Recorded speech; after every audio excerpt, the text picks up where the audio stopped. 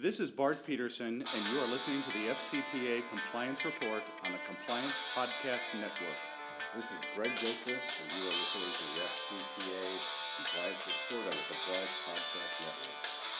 This is Dan DeMarco, and you are listening to the FCPA Compliance Report on the Compliance Podcast Network. The FCPA Compliance Report is the longest-running podcast in compliance, engaging a wide variety of compliance-related guests and topics. Each week, Tom Fox brings you the top commentators and information which will inform your compliance program going forward.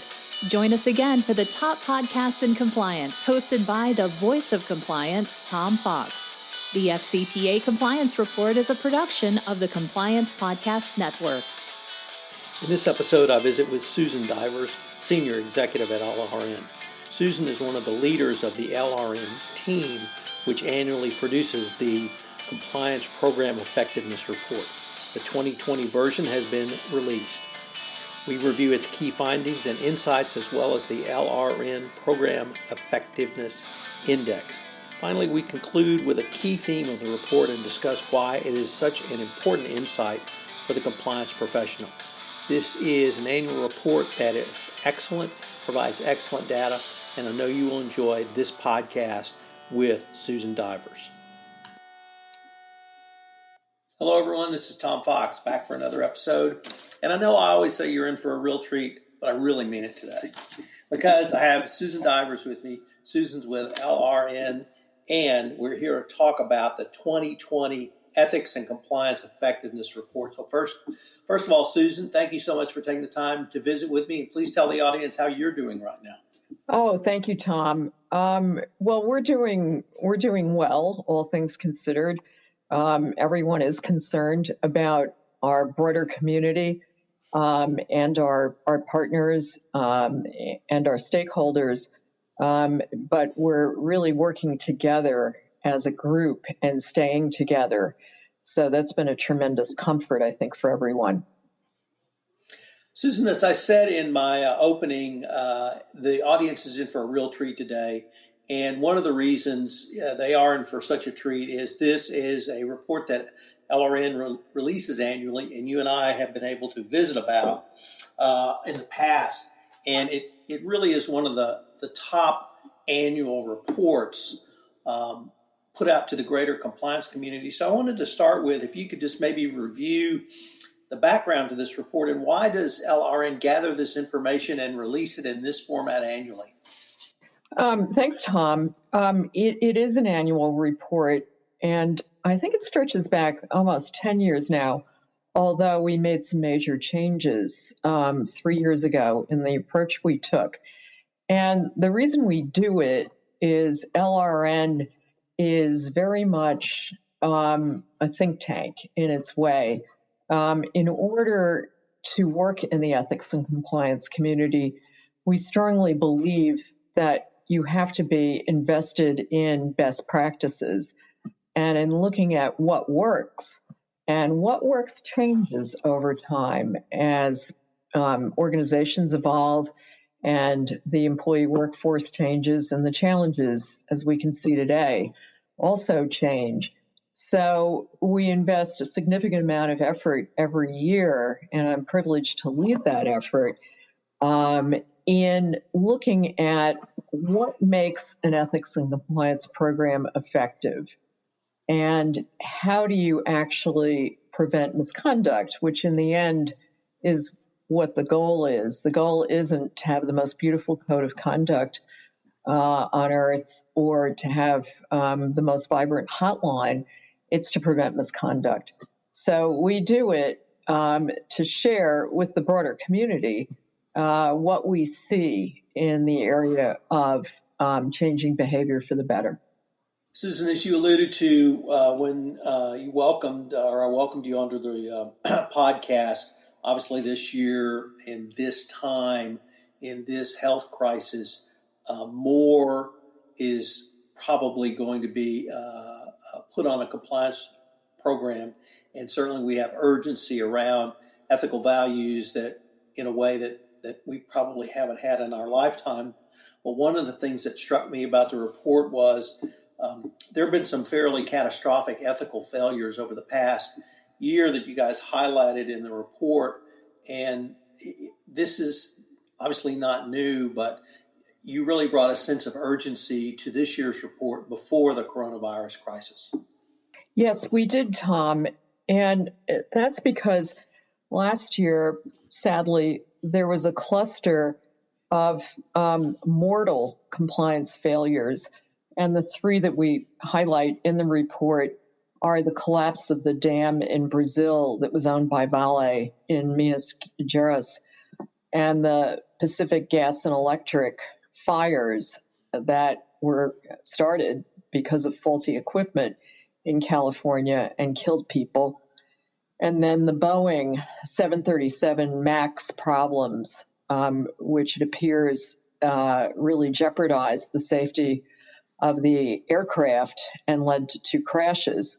So those are very stark and tragic examples of what can happen when people say one thing or focus overly on procedures, but neglect and don't focus enough on what's actually happening and whether the procedures are in fact being followed, and whether in fact the underlying culture is telling people informally, you don't really need to do this and it's not going to matter because we're going to get the airplane into production by this date anyway, or yes, we know there are cracks in the dam, but we'll deal with it at some point.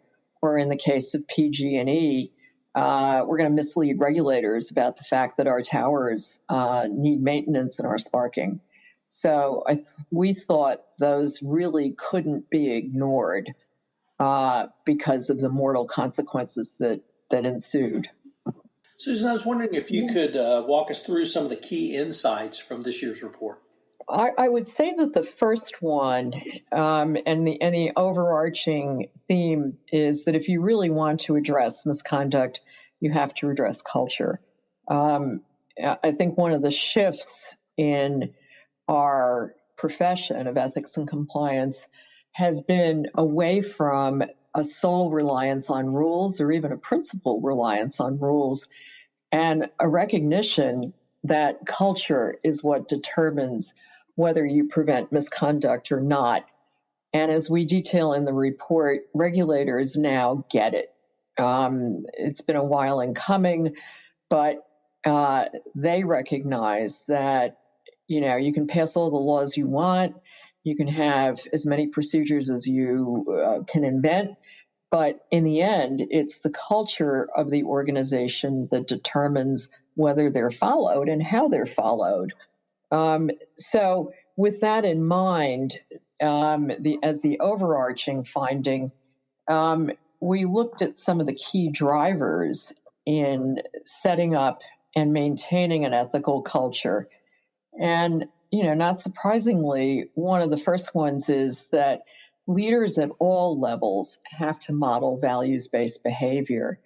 It's not enough if the CEO every quarter says something nice about ethics and, the code's updated.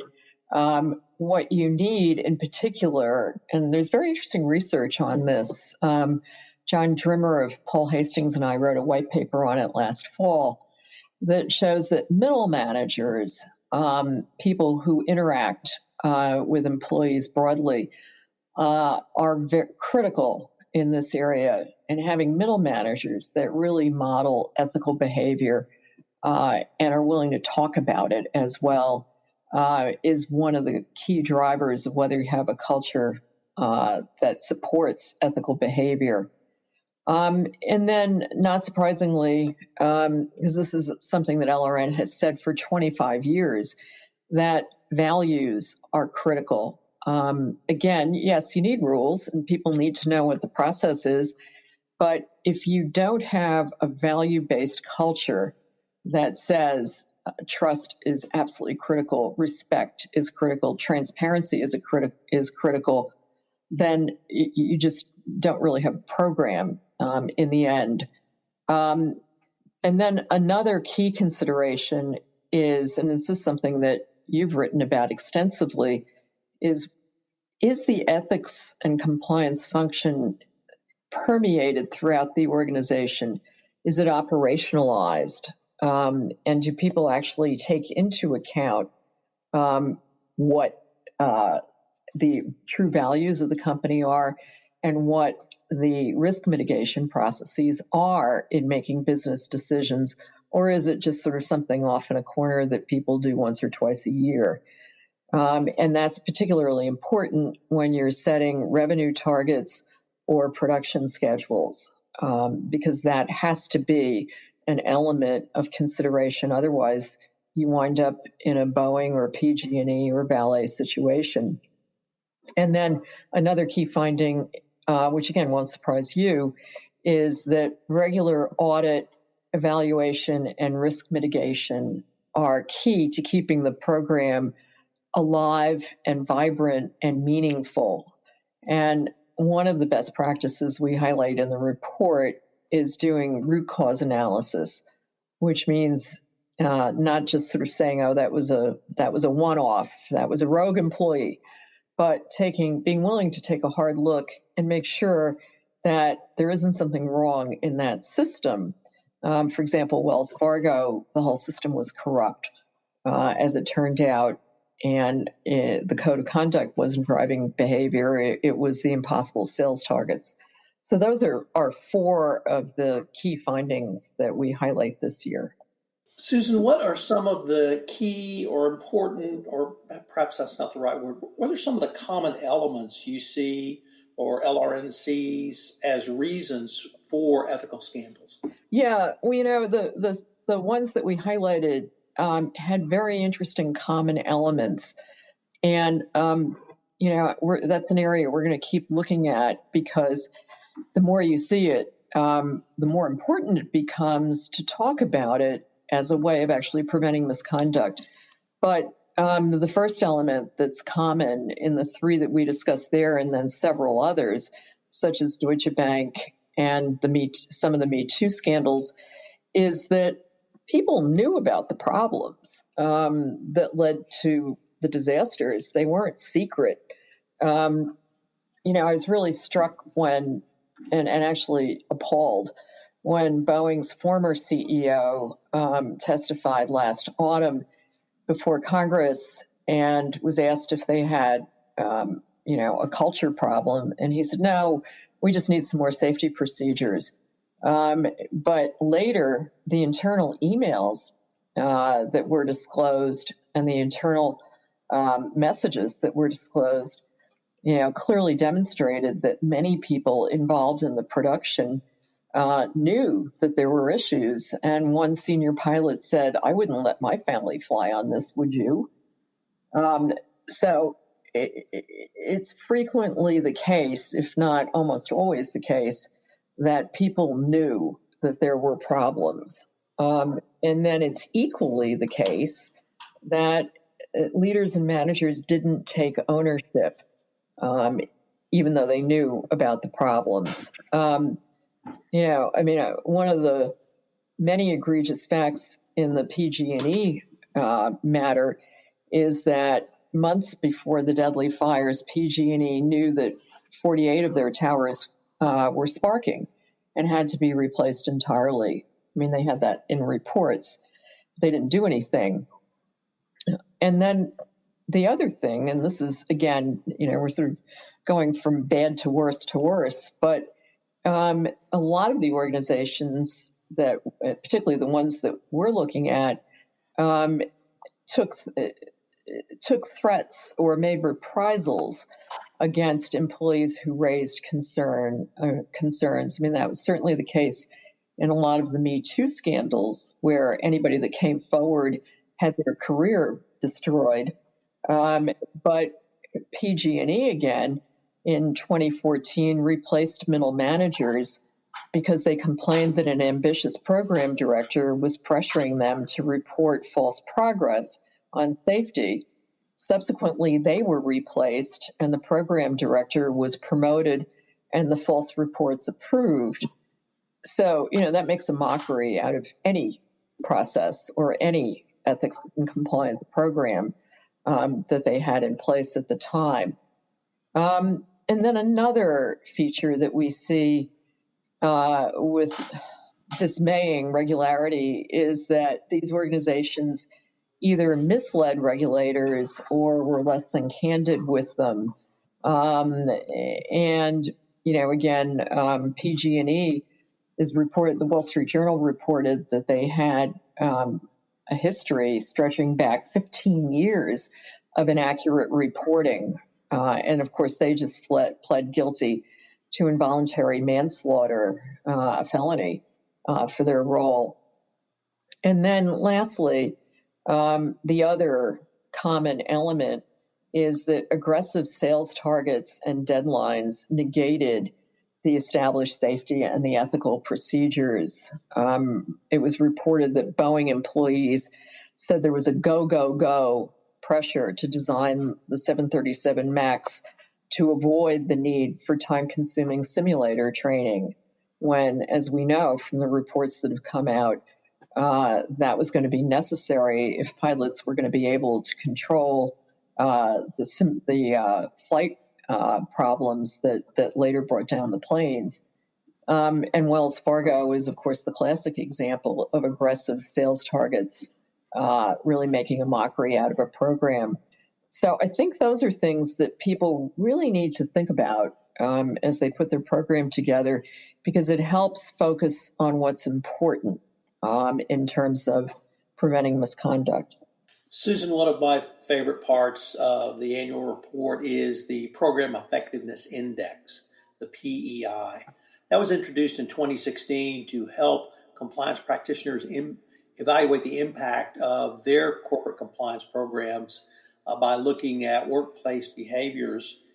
It's one of the things I think many in the compliance community look forward to, first for the report, but also your how you help people walk through the measurements and how they can use the report. And I was wondering if you could tell us, what does the Program Effectiveness Index indicate for this report? Sure, Tom. And just to briefly summarize the change we made in 2016, and we were not unique in our concern that the E&C community had gotten way too focused on checklists. So in 2016, rather than ranking programs in terms of effectiveness based on external criteria such as, have you updated your code? Do you report to the board of directors? Do you have regular training? Do you have a hotline? We said those are really program inputs, and what you need to do is look at program outputs. And as we know, regulators have now made clear that that's what they're interested in. And the DOJ guidance that came out a year ago really focused on program outputs.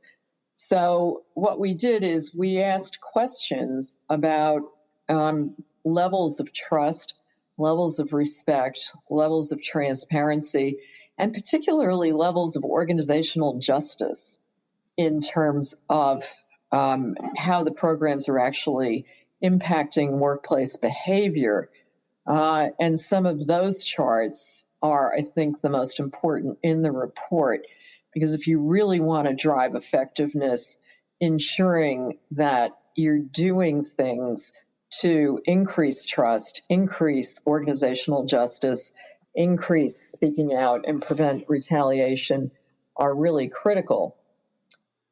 So this year, some of the interesting findings, I mean, there are many, but some of them that particularly jump out show that when leaders balance compliance risks that arise in pursuit of new business or greater revenue with effective mitigation measures and controls, employees are 4 times more likely to question decisions if they conflict with organizational values.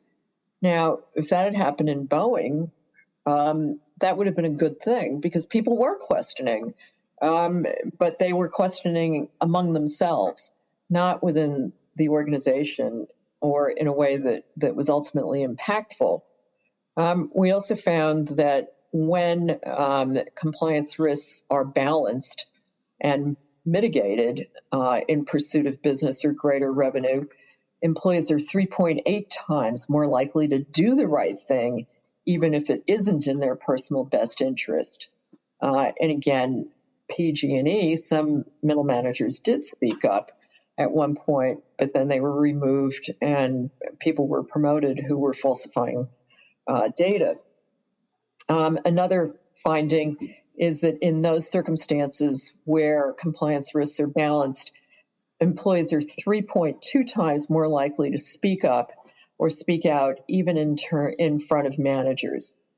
So creating a culture in which these kinds of meaningful dialogues and meaningful inputs from the people who are actually on the front lines of doing the work is absolutely critical in terms of program effectiveness. I mean, it sounds simple when you say it, but when you look at the misconduct scandals, it's clear that that isn't always what in fact happens in these instances. Susan, if I could turn to now, what are the 5 elements LRN finds in an ethical culture? Well, one of the things we find, Tom, and I've mentioned it before, but it is absolutely essential that that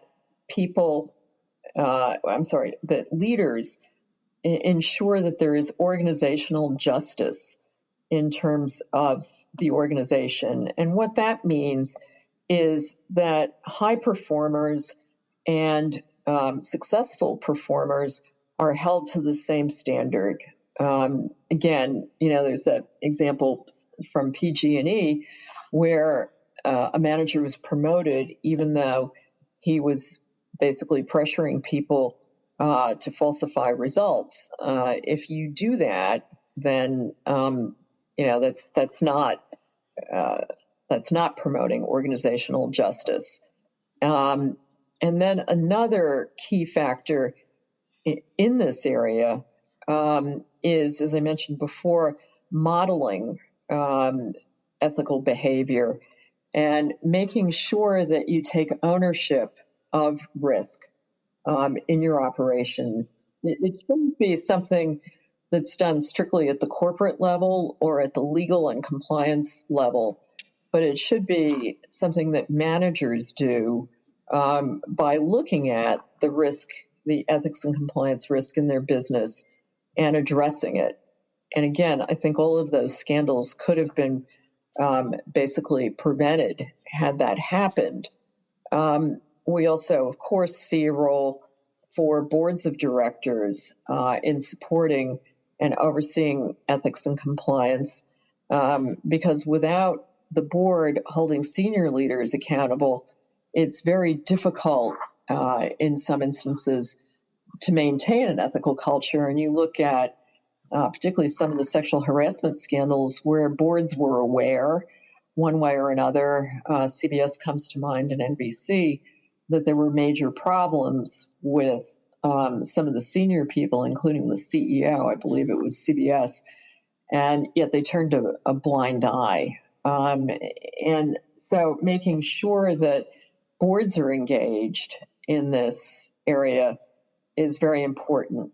Another key finding is that your values have to permeate everything. They can't just permeate your code or your policies or your training. They have to be really throughout the organization in every corner of it. Or as one CECO said to me this year, values have to be in the drinking water. And what we're seeing in our research is that high-performing organizations that have impactful ethics and compliance programs, are good at basically focusing on values, prioritizing using values to make decisions, connecting people with a clear sense of the organization's purpose, heightening risk awareness, and serving as a resource that people can use to figure out, what they should do in situations that arise. We're seeing the same thing with policies. We do a lot of work in the policy area, helping organizations simplify their policies so that they're actually accessible to employees and easy to understand and integrated with procedures. One of our partners said he'd like it to be just like Amazon, where you can click on a policy and get to the procedure and check out, do what you need to do, get the scrutiny you need to do, without sort of searching through pages and pages or going through a complicated, time-consuming process. We see the similar issues with training. One of the things that we recommend, excuse me, is that people use mobile devices to the degree that they can to deliver training, because as we know, people are usually on the go when we're not in a situation like we are today, and making it, again, easy for people to get trained and to find the training that they need as they do their jobs should be a priority and is a priority for well-functioning programs. And then, as I mentioned before, emphasizing audit, evaluation, and risk mitigation is really critical. I am surprised, as I do the PEI report every year, that more companies don't review their ethics and compliance procedures every year to reflect key risks. This year, we saw that over half of high-performing programs did that, and in fact, a substantial percentage. But in the sort of medium impact and lower impact programs, that wasn't the case. And unless you're actually mitigating the risks that you face, then it calls into question the usefulness of your program. And then two more findings before I wrap this part up. But we mentioned risk earlier, and it struck me as I read all of the guidance that came out from various regulators this year, the fraud section, the antitrust division of DOJ, the Office of Foreign Assets Control, and even the French anti-corruption agency, how focused they were on mitigating risk. Because there's a recognition among regulators now that you can't address everything with equal weight. You really have to tailor your program to the specific risks that your organization is facing. And what we see is that high-impact programs do a very, very good job of that. They involve their audit departments in addressing those risks. They spend a lot of time thinking about risks and getting input on that from all levels of the organization. And then they take concrete steps to ensure that their policies and procedures are in harmony with mitigating those risks. They also train and identify relationship managers or key control personnel that are on the front lines for key risks, and make sure that they have the training that they need to do their jobs and to mitigate those risks. And they include that kind of risk analysis in mergers and acquisitions. So lastly, the other key finding in the report is taking responsibility and learning from mistakes. One of the particularly appalling aspects of the Vale Dam collapse in Brazil last year was that they had a similar collapse in 2014 and had said, we'll never do that again. We're going to prioritize safety. But they embarked on an ambitious growth program and apparently didn't learn from the previous experience the lessons that they needed to learn to prevent that from happening again. And that's just really inexcusable. So rather than fall into the trap of saying, oh, it's just one or two people, one rogue employee or two or three, what we see is that high-performing programs spend the time and have the courage to take a really hard look at what caused this. Was it a rotten apple or was it a rotten tree? And that's a key way to ensure that you're not simply repeating the mistakes of the past. So, Tom, that's a quick, hopefully, overview of the key findings this year. Susan, there was one thing that struck me in reading this report, and it's in many ways as basic as it comes. So I don't want to say I had a blinding flash of insight, but it struck me that all of the characteristics of an effective compliance program, all of the characteristics of companies who have an ethical culture that you found in this year's effectiveness report are interrelated. And we often talk about, and I'm as guilty as anyone, the 10 hallmarks of an effective compliance program, OECD 13 good practices, and then would detail what you need to do to meet every one of those standards. But in many ways, this report drove home to me that you can't have an effective compliance program, you can't have an ethical culture unless they're all working in concert. And working in concert together, of course, that includes your continuous monitoring and then continuous upgrade and improvement. But I know this is an audio podcast, so listeners won't see it, but I'm interlacing my fingers because I really want to emphasize the interconnectedness of all of the components of a compliance program. Would that be a fair assessment from this year's report? Absolutely, Tom. And it's really a key principle that I think has been somewhat neglected. And I think it's in part been neglected because there's been much too much emphasis on checklists. And I remember, I think it was 3 or 4 years ago, the Ethics and Compliance Initiative came out with their Blue Ribbon Best Practices report, and they were very harsh about the fact that people rely way too much on checklists and mentioned that it can give you a false sense of security.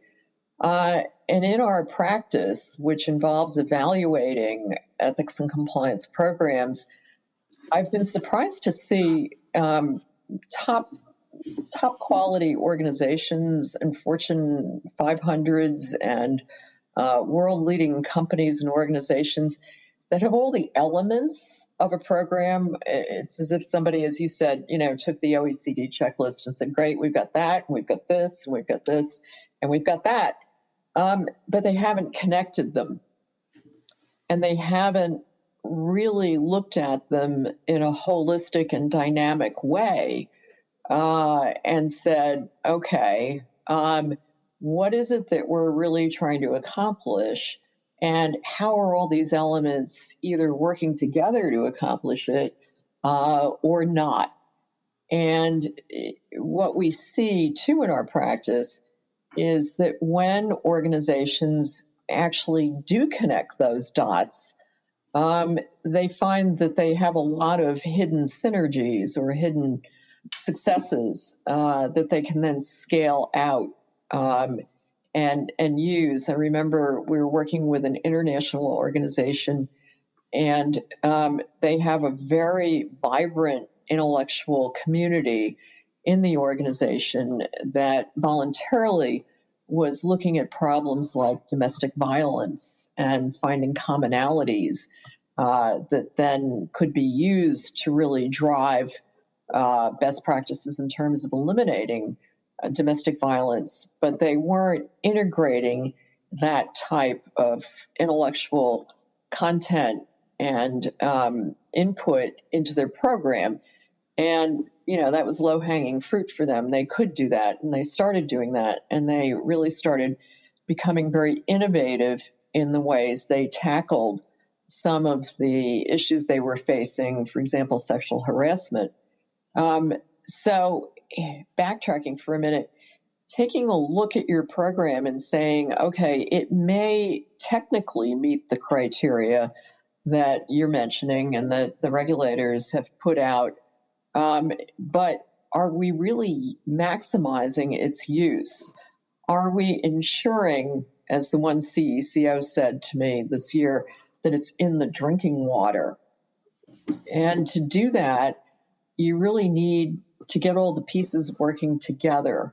And if your emphasis is on, for example, this year, resiliency and staying together as a community and supporting each other, then that should be the message that is carried through and communicated to people throughout the organization as effectively as you possibly can. Does that answer your question? Oh, it really does. And like I said, it was a great insight for me, and one of the things that I certainly am going to try and start talking about. I will tell you that I'm also going to purloin your phrase: "Is compliance in your company's drinking water?" That's fabulous. Susan, unfortunately, we are near the end of our time, but I was wondering if the listeners wanted more information, where could they go? Oh, absolutely, Tom. They're very welcome to go onto our website, LRN.com. The report should be live by close of business. And we're always happy to enter into dialogue, answer questions, and carry forward a focus on what actually works. Thank you so much for having me. Susan, thank you, and I look forward to continuing the conversation. Me too, Tom. Take care. Hello, everyone. This is Tom Fox. I'd like to thank you for listening to this episode of the FCPA Compliance Report. I've linked to the LRN 2020 Compliance Program Effectiveness Report in the show notes. I would urge you to check it out. It has some great insights. I've also linked to the LRN site. They have some great resources available, and of course, in the compliance community, they're extraordinarily well known. I hope you will join me for next week's episode, where I take up another topic of FCPA or compliance related. The FCPA Compliance Report is a production of the Compliance Podcast Network and a proud member of C-Suite Radio. Thank you again for listening, and I look forward to visiting with you again next week.